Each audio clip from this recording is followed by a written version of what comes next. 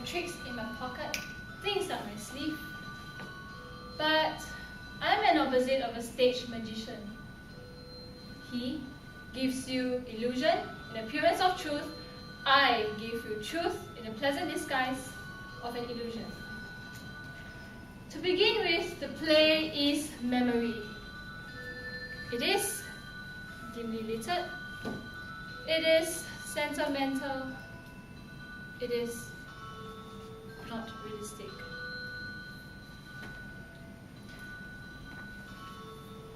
In memory, everything seems to happen to music, which explains the fiddle and the wings. I am a narrator of the play and also a character in it. The other characters are my mother Amanda, my sister Laura, and a gentleman suitor who appears in the final scenes. He is an emissary of the world of reality that we will somehow set apart from. But I have a poet's weakness for symbols, so I will use him as a symbol. He is the long-delayed but always expected something that we live for. There is a fifth character in the play who doesn't appear in this play except for this larger-than-life size photograph over the mantle.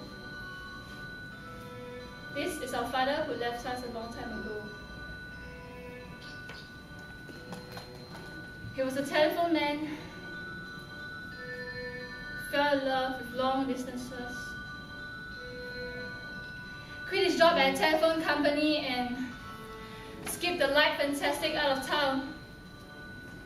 The last we heard of him was a postcard from Mazatlan, the Pacific coast of Mexico, with only 2 words: hello, goodbye, with no address.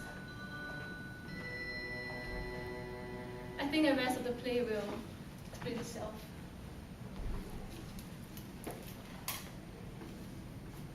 Tom? Yes, Ma.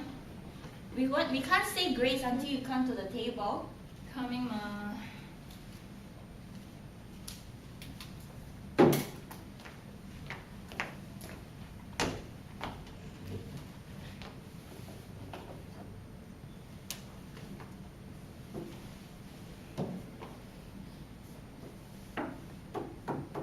Avoid. Don't push with your fingers. If you have to push, use a crust of bread. And chew. Chew.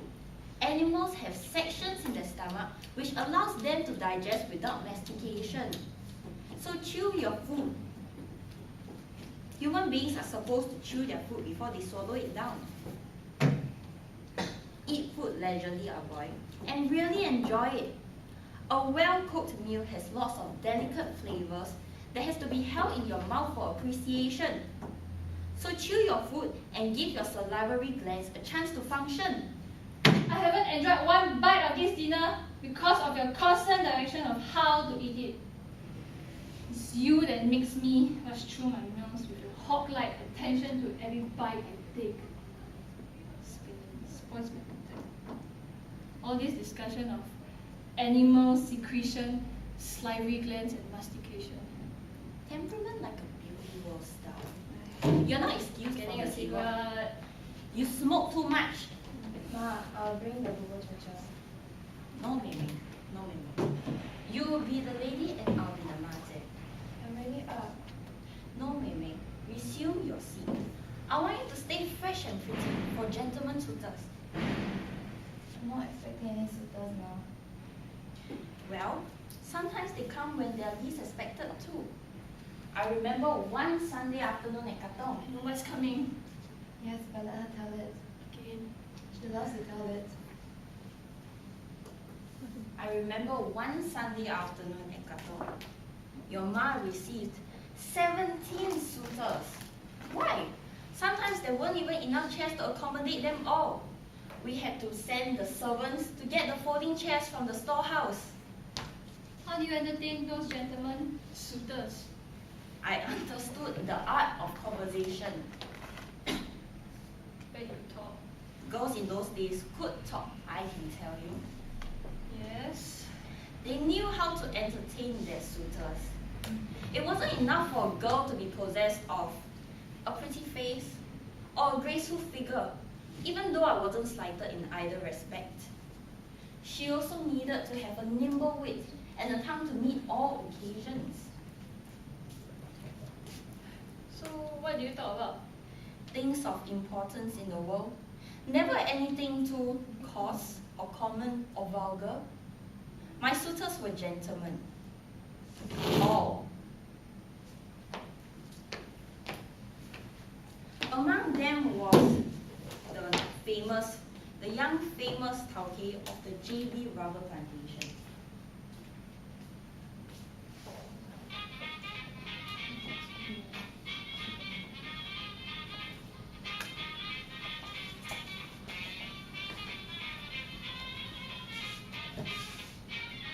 There was young Andy Lau, who later became vice president of the HSBC Bank.